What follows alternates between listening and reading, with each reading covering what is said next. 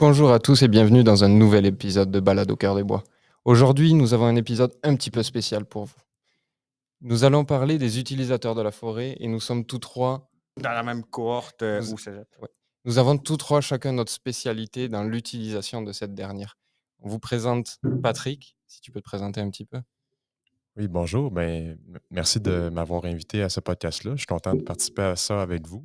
avec plaisir. Puis comme Alexandre vient de le dire, on est différents utilisateurs de la forêt, on a chacun nos préférences, mais on pense être capable d'avoir une belle conversation là-dessus, puis de partager différents éléments concernant les utilisateurs de la forêt au Québec.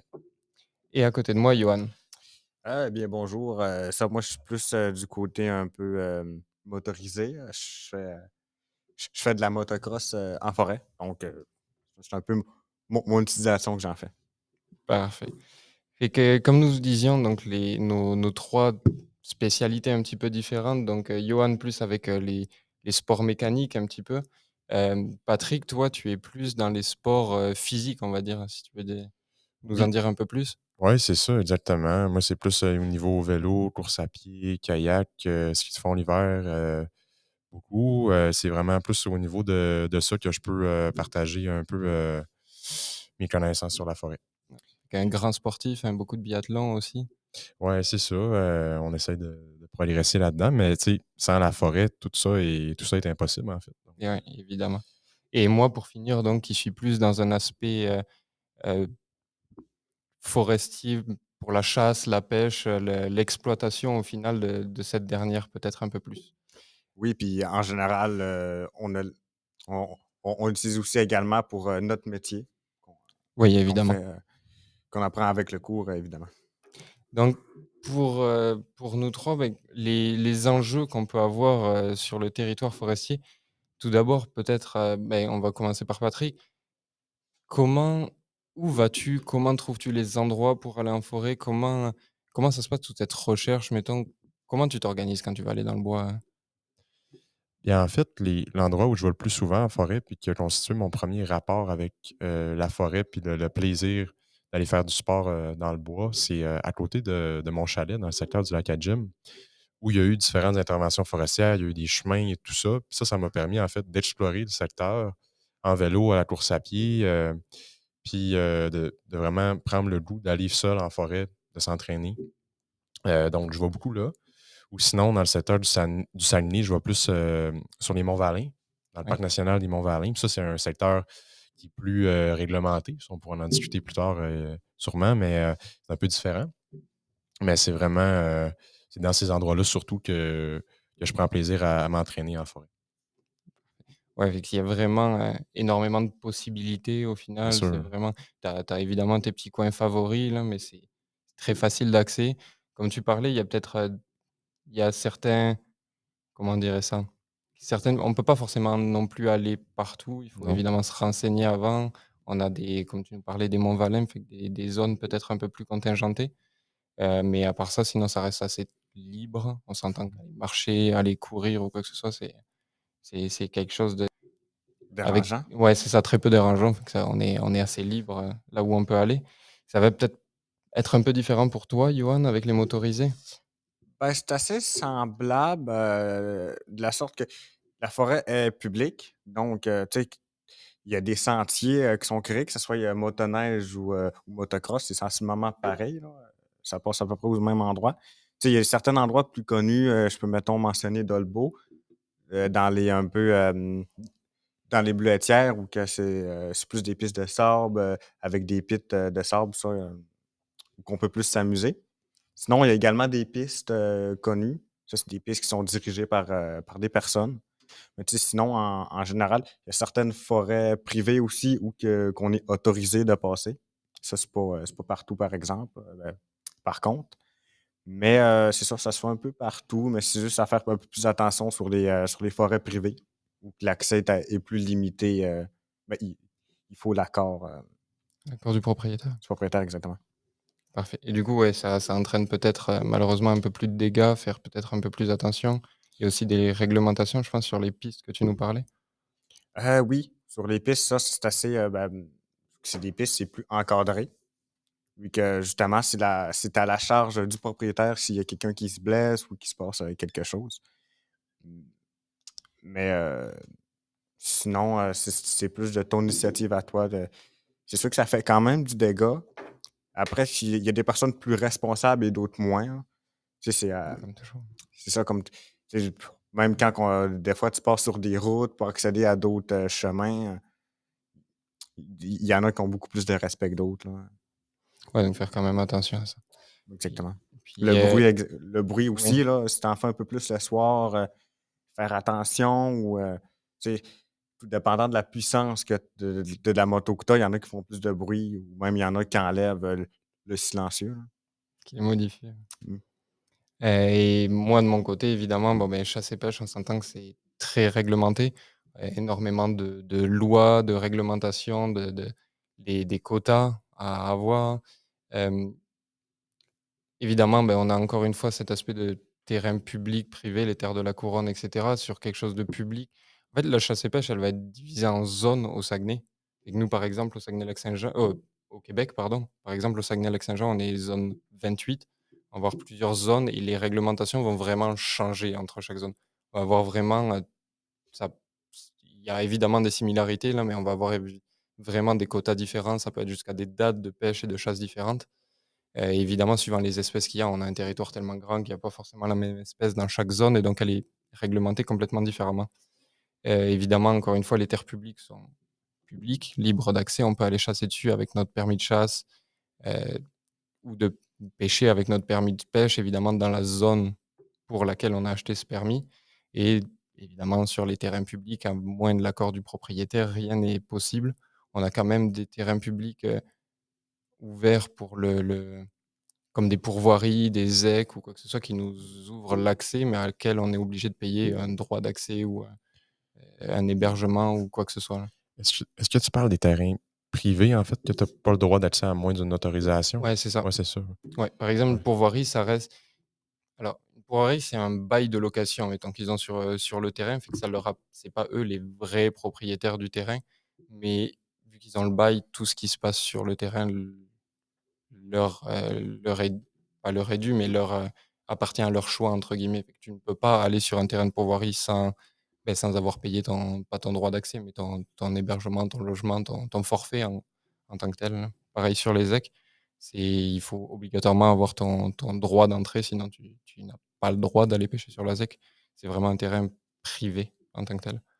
C'est vrai que le côté, réglementation est beaucoup plus important niveau chasse Ouais, ouais, ouais, que les autres évidemment. activités qu'on peut faire en forêt, hein. Évidemment. En parlant de on va revenir un petit peu peut-être sur le côté sportif. Toi, tu nous disais du coup de la marche, de l'escalade, pas de l'escalade, pardon, de la course et cetera, mais il y a évidemment énormément d'autres possibilités, hein. On a du rafting, on a de l'escalade. Bien évidemment, puis tu sais, une autre activité que j'aime beaucoup faire, c'est du kayak. Oui, Puis, à partir de mon chalet, je peux me rendre très loin sur des rivières, dépasser le lac. C'est tous des espaces, sauvages qu'on a accès, en fait. Ça, c'est exceptionnel, tu sais, puis la forêt nous offre différentes possibilités, que ce soit sur l'eau, sur terre, sur les chemins, en sous-bois. Puis qu'est-ce qui est intéressant au niveau sportif, c'est qu'on peut utiliser des infrastructures, mises en place par d'autres utilisateurs. L'aménagement forestier fournit des chemins, qui ont leurs conséquences, mais qui sont quand même utilisés par des chasseurs, par des sportifs, par des gens qui pratiquent le motocross ou le quad. Puis ça nous permet d'avoir accès au territoire aussi. Hem, puis, bien sûr, même les pistes spécifiques au quad, des fois, l'achalandage est tellement faible que ça peut devenir des sentiers pour la marche ou pour la course, là. Donc, c'est comme tout est dans le partage du territoire, le respect, pour que chaque utilisateur, trouve son compte et que la forêt soit respectée, au travers de tout ça. Oui, ben, c'est ça, c'est l'hiver aussi, que tu peux pas forcément faire du 4 roues, tu sais, c'est plus motoneige l'hiver. Puis, tu sais, ça fait que tu peux faire de la raquette, c'est ça, c'est Oui, vraiment, disponible à tous, les infrastructures. ouais, il y a ben, vraiment une grande diversité, ouais, puis une grande, possibilité au final. On parlait, justement, ouais, des rapports entre entre ces utilisateurs-là, c'est vrai que c'est pas toujours évident. Il y a quelques problèmes. On sait que, heu, notamment les chasseurs peuvent faire beaucoup parler d'eux, là, surtout si, tu vas sur leur territoire en temps de chasse et cetera. Certains peuvent gueuler. Donc c'est sûr qu'il y a une énorme part de responsabilité, puis de conscience et de gros bon sens finalement. Là, on est tous à utiliser cet endroit-là, fait qu'il faut vraiment qu'on apprenne à se le partager, puis qu'on mette en place des choses pour pouvoir se le partager, sereinement, là. On pense au justement par exemple, vous 2 sur ce que vous venez de parler, des chemins qui ne sont pas très utilisés pour, une certaine appréciation, pour tourner, pour, essayer d'avantager d'autres systèmes, d'autres activités peut-être. On est d'accord que des chemins de randonnée là, qui sont empruntés par des motos ou des il faut faire attention, il y a une énorme responsabilité, une énorme part de sécurité là-dedans. Ouais, il faut être conscient aussi, que si tu marches là, mettons que c'est une trail, tu peux avoir des motocross qui vont passer justement là. Si tu es conscient déjà, ça l'aide, à mieux, partager la ressource.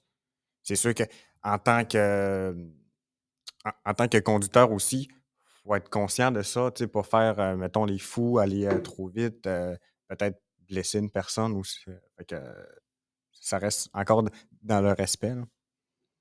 Évidemment, puis ce qui est particulier, c'est dépendamment du milieu, mais des fois, il va y avoir des problématiques avec certaines activités qu'on fait, mais pas pour les mêmes raisons.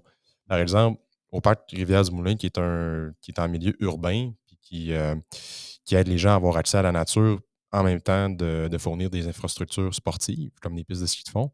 Mais souvent, l'hiver, on a le problème de personnes qui marchent dans les pistes, puis qui défoncent les pistes parce qu'ils sont habitués à leurs habitudes de marcher l'été dans ces sentiers-là, mais qui ne respectent pas la signalisation l'hiver. Puis inversement, dans le secteur d'Albanel, qui est un très beau centre de ski de fond au Lac-Saint-Jean, ben, parfois, il y a des motoneiges qui vont aller sur les pistes de ski parce que pour eux, on dirait qu'ils peuvent aller n'importe où, même sur la terre agricole de ma famille, puis on a déjà eu des dommages à cause de ça. Donc ça, c'est des choses malheureuses, mais tout dépend de l'éducation des gens puis du respect, en fait, qu'il y a entre les différents utilisateurs. Puis là où on a peut-être du chemin à faire, c'est souvent l'automne. Il y a comme presque une peur d'aller en forêt quand c'est la période de la chasse. Quand on est un utilisateur qui fait du sport, il faut vraiment faire attention parce qu'il y a toujours, on dirait, le risque de presque de se faire tirer dessus, en fait. Ouais, Donc, ouais. c'est correct. Il faut respecter aussi la période des chasseurs, mais c'est un bel enjeu. Puis il y a toujours des discussions à avoir par rapport à ça. Ouais, il y a énormément de signalisation. On sait que, les chasseurs doivent poser des pancartes, doivent se signaler quand en temps de chasse et cetera, là. Il y a malheureusement, c'est eux qui font le plus parler, hein, mais c'est parce que c'est avec eux qu'il peut y avoir, entre guillemets, «les plus gros problèmes». C'est là où ça peut aller le plus loin. Ils sont armés, évidemment, donc c'est quelque chose à pas prendre à la légère non plus. Alors, on n'est pas en train de dire que tous les chasseurs sont mauvais, évidemment, mais il y en a une énorme partie qui est très gentille, très, c'est pas gentil, mais très respectueuse, très à cheval sur le règlement. Mais évidemment, il y a toujours, quelques-uns qui sont là pour faire jaser, pour faire parler. Plus côté pêche, on a moins ce problème-là, on va dire. Étant donné qu'on est sur l'eau, on est souvent tous alors, évidemment, il peut y avoir les passages de bateaux, c'est ça qui fait un peu plus jaser quand on se fait piquer nos spots. L'avantage de la pêche, là, c'est qu'on peut aussi la faire, toute l'année. On peut la pratiquer toute l'année, surtout au Saguenay-Lac-Saint-Jean. On a un fjord qui est exceptionnel pour ça. On a énormément de glace. On peut pêcher l'hiver, que ce soit en lac ou sur le fjord, du coup, heu, pêcher, sur la glace, et l'été, évidemment, pêcher dans les lacs, et les rivières, comme on le fait normalement.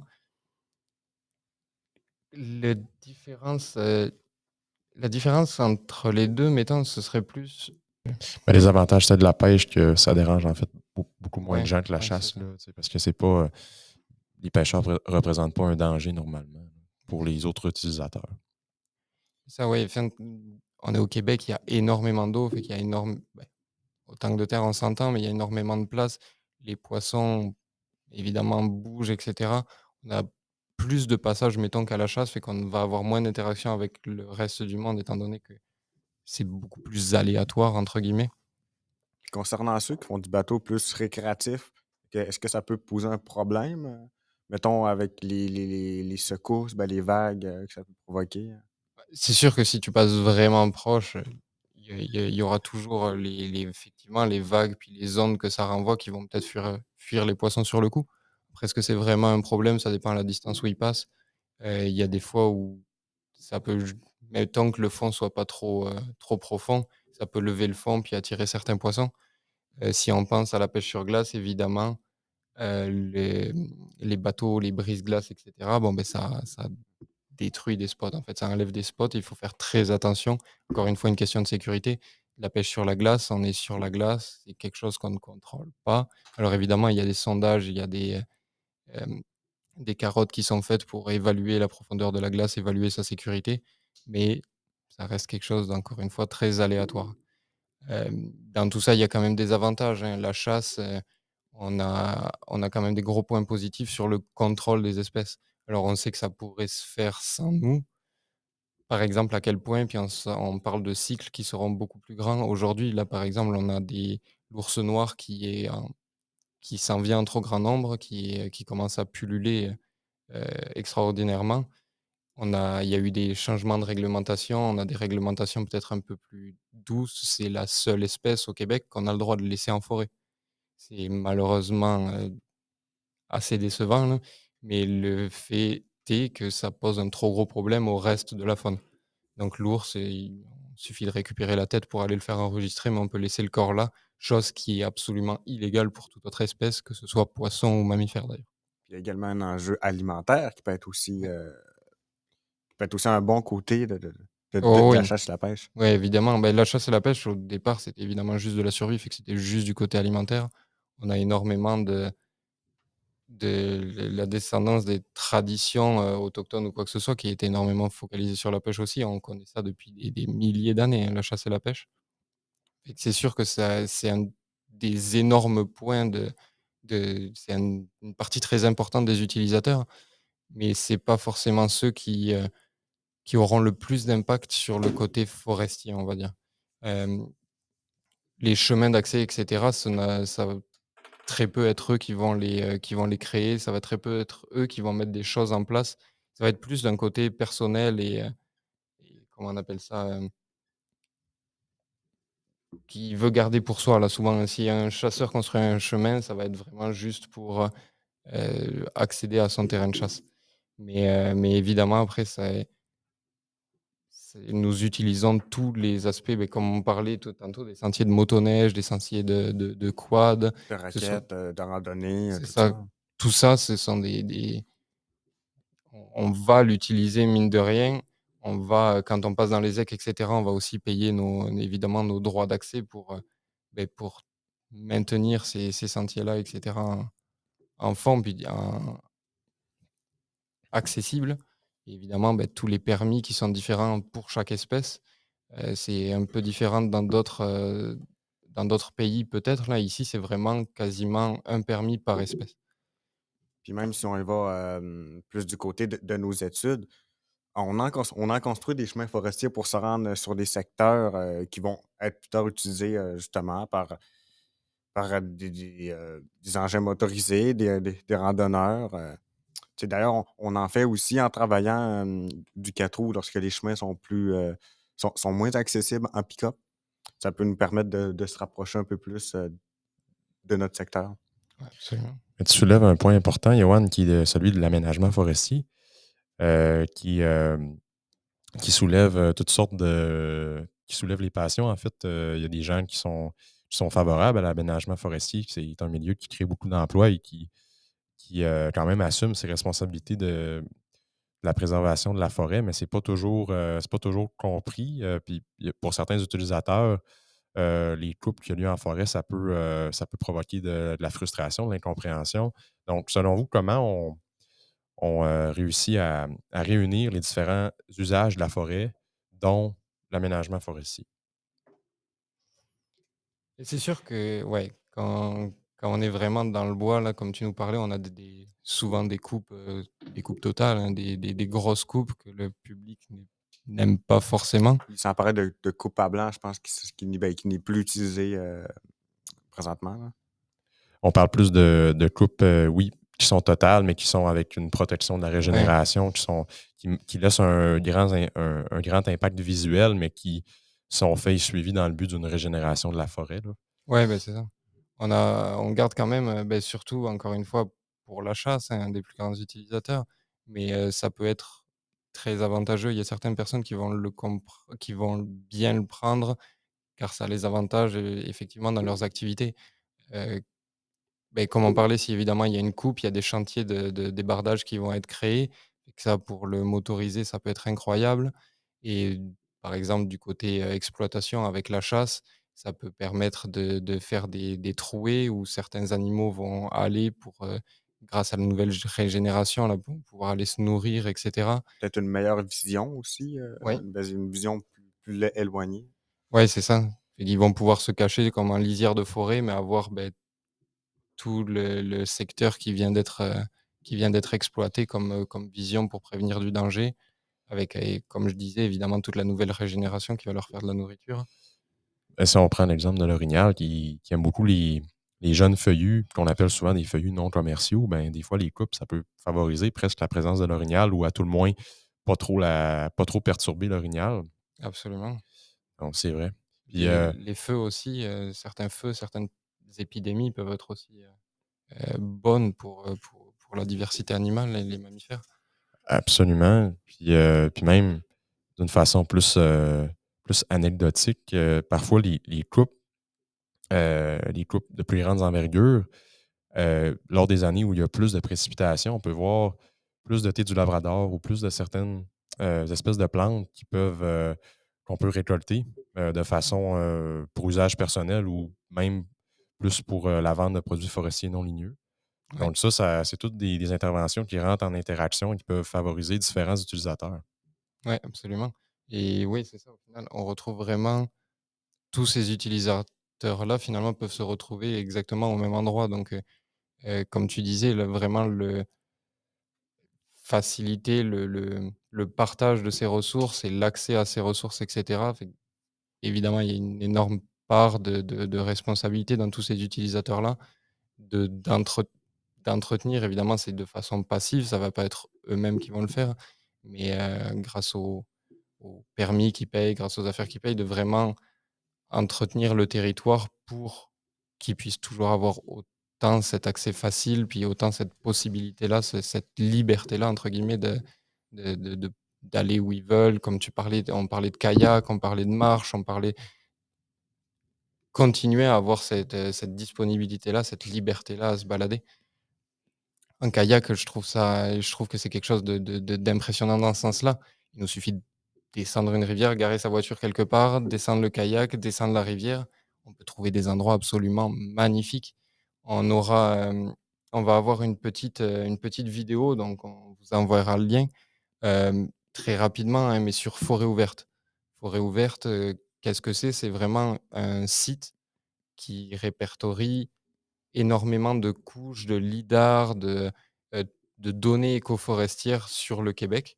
On est capable, c'est une carte interactive qu'on est capable d'avoir, où on est capable d'aller chercher des points précis. C'est un peu comme Google Maps, mais avec énormément de données écoforestières, de données de lidar, de terrain et cetera et grâce à ce site-là, on est capable très facilement de trouver des endroits en faisant un petit peu de recherche, on est capable vraiment de trouver des endroits propices à nos activités, que ce soit la course, la moto ou la chasse et la pêche. Bonjour, vous me retrouvez, vous m'avez déjà vu dans plusieurs épisodes. Donc, vous m'avez déjà vu dans quelques épisodes déjà. Je suis venu pour parler de quelques notions qui ont été survolées pendant cet épisode, notamment le lidar.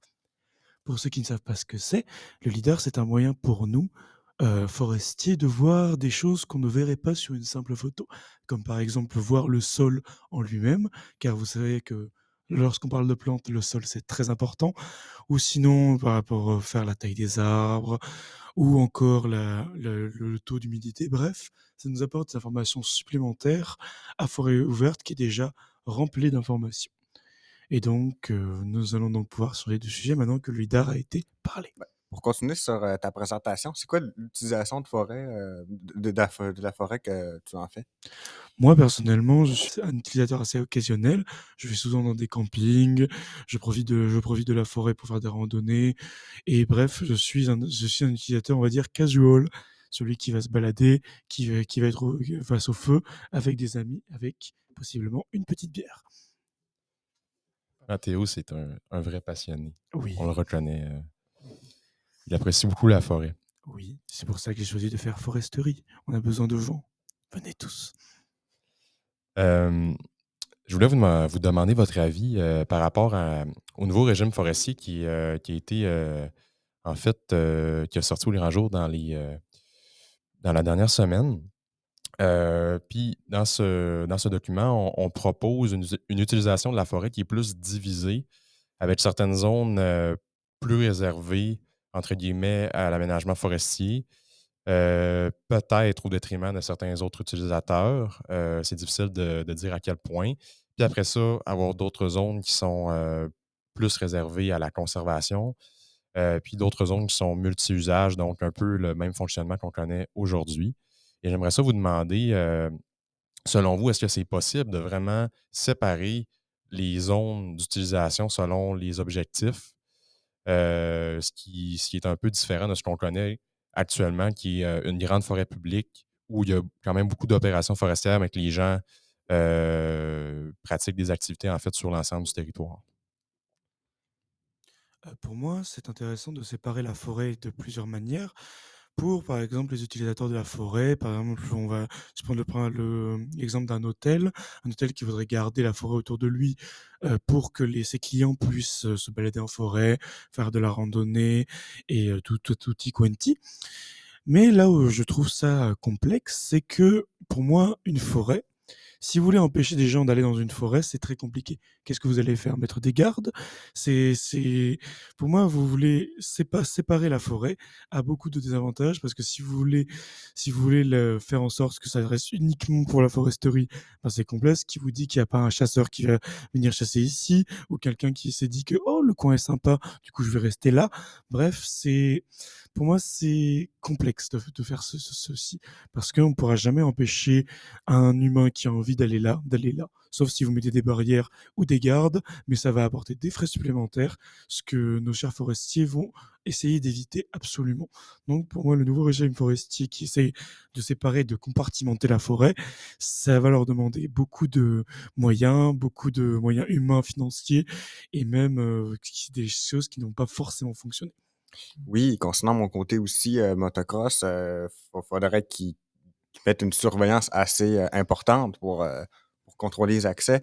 Puis ça pourrait, brimer un peu, justement ben, techniquement, c'est un peu un sport extrême, la motocross, que maintenant tu peux te rendre d'une ville et te rendre à une autre ville, en connaissant les chemins. Tu peux parcourir de très grandes distances, en motocross, en motoneige ou même en 4 roues. Donc, peut-être séparer les territoires, ça pourrait, limiter les déplacements. C'est sûr que ça pourrait être intéressant, au niveau plus, séparer des endroits uniquement, mettons des pistes, des pistes que ça, c'est déjà fait, que c'est une utilisation uniquement, motocross où tu peux profiter justement de ça sans déranger trop d'autres utilisateurs. Puisque ça peut notamment, à cause du bruit que ça fait, s'il y a plusieurs motos qui en font en même place, ça peut déranger des personnes au niveau des maisons aussi, s'il y a une forêt proche, que ça peut, déranger, une, un Ouais, quartier. les autres utilisateurs aussi. C'est ça, exactement. Oui, moi du côté chasse et pêche, je vois absolument pas ça envisageable du tout. Là, on est plus sur, du territoire terrestre, on va dire, fait que je vais plus me pencher côté chasse. Mais, en admettant que ça se fasse, ça voudrait dire donc certaines zones complètement bon, on en a déjà certaines zones, hein, des parcs complètement interdites à la chasse. Mais là, ça viendrait vraiment rajouter donc plein de petits «îlots» entre guillemets de ces zones-là, qui seraient pour la préservation de la faune et cetera. et qu'on verrait peut-être au fur et à mesure du temps apparaître des trop gros îlots de population d'animaux dans ces en dans ces endroits-là, dans ces places-là. Si tout autour de cette forêt-là, vous chassez, évidemment, au bout de quelques années, les animaux vont le comprendre et vont se cacher dans la réserve. Ce qui risque d'évidemment, être plus dommageable au final parce que les populations risquent de s'accroître, ne vont plus être aussi bien, entre guillemets, gérées et que je vois difficilement ça possible. Ce serait pour moi trop complexe là Ben, c'est sûr que pour gérer la chasse. c'est un sujet complexe à différents niveaux. Puis, qu'est-ce qui est sûr, c'est que ça paraît à peu près impossible d'empêcher les utilisateurs de se rendre sur le territoire. Il y a au niveau de la conservation que dans un parc national, c'est possible d'empêcher les chasseurs d'aller là. Mais au niveau de zones dédiées à l'aménagement forestier, je vois difficilement des chasseurs se faire priver Ouais. de leur endroit habituel sous ce prétexte-là. Mais je ne sais pas exactement si le régime forestier vise ça, mais c'est certain que ça peut être louable de vouloir préserver des territoires de la coupe forestière pour pas que l'ensemble du territoire soit impacté par ça. Il y a différents avantages à ça, mais c'est certain que là, ça va prendre beaucoup de consultations et beaucoup de travail pour Ouais, mettre ça en Mais place. je verrais plus ça comme si ça devait se faire, j'envisagerais plus ça comme un changement de réglementation, plus directement côté chasse et pêche. Si on veut vraiment protéger plus ou sans forcément créer des zones ou si on doit créer des zones, il faudrait les envisager pardon, peut-être un peu plus grandes. Éviter de faire trop de petits îlots, mais vraiment de rassembler, heu, un site au complet. Mais sinon, je verrais vraiment plus ça dans le changement de la réglementation de la chasse. Changer les quotas, changer des dates, comme on vient de dire, hein, en ce moment, l'ours qui est déjà permis de chasser depuis quelque temps, sans devoir, récupérer l'animal, la population continue d'augmenter, continue de faire des dégâts.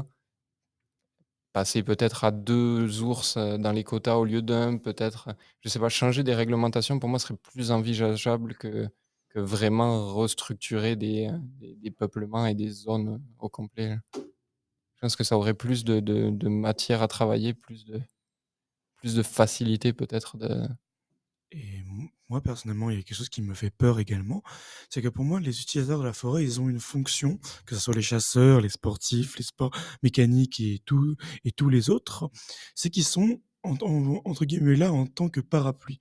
Parapluie pour protéger la forêt. Si par exemple, il y a un promoteur qui se dit je vais mettre un immeuble là, donc j'ai rasé la forêt, les utilisateurs vont être là, non, moi je chasse ici, moi je cours ici, moi je fais de la moto ici. Donc, plus il y a de gens qui vont s'occuper d'un territoire, plus il y aura des gens qui vont se lever lorsqu'il y aura des projets qui viseront à détruire ce territoire. Et c'est en partie pour ça que pour moi ça me fait peur de compartimenter, parce que si on compartimente quelque chose qui va servir uniquement à l'industrie, ben, si ça se trouve, ben, quelqu'un va se dire, ben, si je peux acheter ce terrain-là pour, faire mes immeubles ou faire quoi que ce soit d'autre, ben, il y aura moins de monde qui sera là pour l'empêcher de le faire. Donc pour moi, c'est aussi ce risque-là. Ça laisserait plus de liberté à ceux qui auront les moyens de détruire cet endroit-là. Je sais pas ce que vous en pensez, vous? Oui, d'ailleurs, tu lèves un point intéressant, c'est qu'il y a des clubs, que ce soit les clubs de motoneige, il doit y avoir un club sportif également, puis ils ont un pouvoir de, mettons, s'il y a des coupes ou d'aménagement forestier, ils ont un pouvoir décisionnel qui va, donc ils vont être entendus. Ce qui peut être, c'est pas, ils ont leur mot à dire dans ces décisions-là, puis il ouais. faut qu'ils soient respectés. Évidemment, puis c'est vrai que les utilisateurs, ça va être les premiers en fait à se braquer contre certaines, interventions en forêt. Parfois, ces interventions-là sont pas, sont quand même souhaitables, mais c'est aussi souhaitable d'avoir des gens qui prennent la forêt à cœur, qui veulent la protéger et qui participent au cercle décisionnel. C'est sûr que pour l'utilisation pardon, du territoire, s'il y a des zones spécifiques à l'aménagement forestier, je vois difficilement l'industrie forestière céder du terrain à une autre industrie. Ça risque de rester un territoire forestier où en fait que les arbres repoussent, mais ça risque d'être plus intensif avec certaines pertes de biodiversité en faveur d'une production plus accrue de bois, comme on peut voir par exemple en Scandinavie. Ça a certains avantages, mais il faut trouver un équilibre avec les utilisateurs parce qu'au Québec, on a une culture de la forêt Et on n'a pas nécessairement conscience à quel point il y a des gens en forêt, en fait. Il y a des gens qui ont des petites résidences très loin en forêt. Il y a beaucoup de gens sur les chemins. C'est important pour la population des régions comme le Saguenay-Lac-Saint-Jean. Et c'est vraiment au cœur de leurs préoccupations.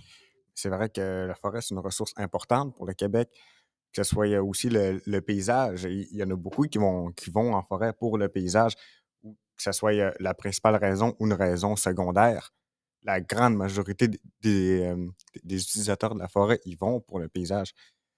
Donc, c'est vrai que c'est très important, surtout que la plupart de nos forêts, c'est public, donc destiné à tout le monde pour en faire leur usage. Et j'aimerais même dire un mot, ce serait pour ceux qui ont un œil extérieur comme moi, qui suis un gros touriste. Nous autres, quand nous regardons le Saguenay, même le Québec en général à distance, depuis un autre pays, ce que nous voyons, c'est une tache verte. Et on aimerait que cette tache reste verte parce que quand on pense au Canada et au Québec, on pense à ces grandes forêts, on pense au sirop d'érable, on pense même à toutes les activités qu'on fait en forêt. Donc c'est important d'un point de vue touristique de maintenir ces forêts, de les protéger, car c'est un petit peu ce qui fait briller le Québec à l'international pour ces gigantesques forêts, pour ces lacs à profusion et pour ces petits chalets perdus à côté d'un lac dans une forêt où on vous accueille avec un petit chocolat chaud.